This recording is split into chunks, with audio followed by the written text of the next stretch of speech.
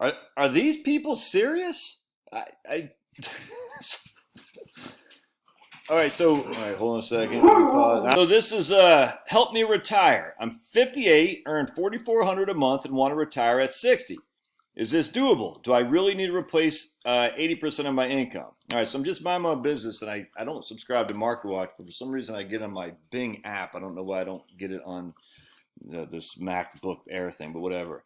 So I'm reading the article. I mean, I just started reading. I said, this is a good video to do. It's $4,400 a month.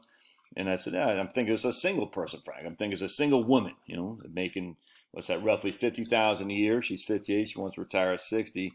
Can she do it? And then I'm reading forward. And I've heard what the person writing in says, I've heard over and over that I'll need 80% of my current salary in retirement. If I've been putting 20% away, will I still need 80% of what I bring home or 80% of my gross salary? And he says, I'm also curious, or I thought it was a she, I'm also curious if I'll be able to retire at age 60. I'm 58 and married, but my wife stays home. So, okay, so there's two couples there. And I'm like, all right, this is starting to get even easier. I'm 58 and married, but my wife stays home. I have one child in her second year of community college who plans to do her final years at university. All right, I'm like, that's all great.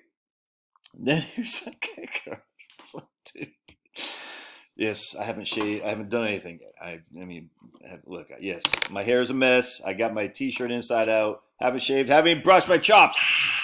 Smell those coffee breath. Then the guy says, I've saved $1.4 million and my house is paid for.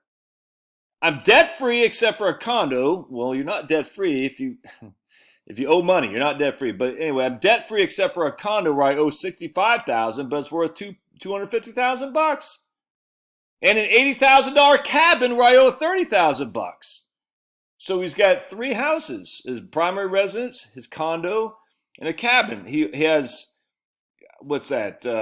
Probably, I don't know. It doesn't say what his value of his house is, but probably, between his three real estate things, probably got $1 million, and he only owes less than 150,000 on it. I bring home $4,400 a month. Will I be retired at age 60? Oh my goodness! I'm just sitting there thinking, what is this even real? Are these real people?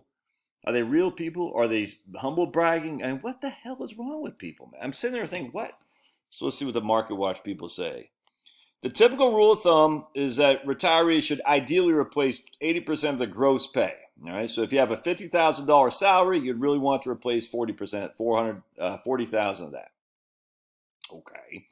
As for your second question, all those numbers are important, but only as important as it compares to your monthly expenditure, both now and in retirement, and income will come from. Right, what I'm saying. So, but I mean, he's already saying he's living off $50,000 a year. To include paying the condo, the little bit mortgage he has on the condo, and the little mortgage he has on the cabin. All right, let's see. You may choose to include Social Security in calculations or a portion of it, and none of it all if you like to be extra conservative, blah, blah, blah. Healthcare. All right, well, they don't even say. Healthcare is a big price tag. The amount of money you've accumulated as well as the real estate is absolutely wonderful. Most people say that alone means you're good to go retirement right now. But not everyone has the ability to decide when they retire. All right. Yeah, this just, this is so freaking stupid, dude. All right, so let's look for simplicity, for the love of all that is good in this good world that God created. All right, we're going to say you need $5,000 a month. All right, 5,000, that's $60,000 a year. All right, just for simplicity, we're going to divide that by 0.05, and that's going to be, we need 1.2 million. Again, what that simply means is I don't like the 4% rule. I like a 5% rule. It just makes sense to me. And the reason for that is numerous, but the primary reason is there's no evidence that your expenditures go up each and every year with inflation. None whatsoever. In this guy's case, once his mortgages are paid off, he'll have an extra 18, because he says he pays $1,800 a month on these things. All right. So if he's bringing home roughly $4,000 a month, all right, he's bringing that home. He's apparently able to pay his mortgage to $1,800 a month and still live without tapping into his 401k or anything. I mean, he just said it right there. He says he's making $50,000 a year, and he's got a minimal amount of debt, but it costs $1,800 a month. All right, now he's on his company healthcare, so you add again, $1,000 a month to replace his health care that he won't get when he's working. All right, so he retires, he's going to have to go on health care someplace. Medicare at 65 will kick in. Between he and his wife, that's $1,000 a month. He can probably qualify for a cheap Obamacare stuff right now. But anyway, it doesn't matter. I'm just going to add $1,000. So we're getting rid of the mortgage on his cabin and on his condo. It's $1,800 a month, and we're going to add $1,000 a month for health care. Either way, I'm just using $5,000 a month, which is more than his take-home pay is right now by far. Actually, more than his gross pay by far. All right, so we say, okay, we need $5,000 a month. That's $60,000 a year. We divide that by 0.5 because, again, I don't like the 4% rule. 5% makes sense to me. And as such, that's $1.2 million he needs in a portfolio. So $1.2 million, if we take our trusty calculator, actually I think, and we take $1.2 million, 1,200,000 times by 0.05, that'll give us what? $60,000 a year right there. Oh, by the way, then Social Security kicks in. And it was just between he and his wife, we'll say they're going to get $3,000 a month in Social Security. All right.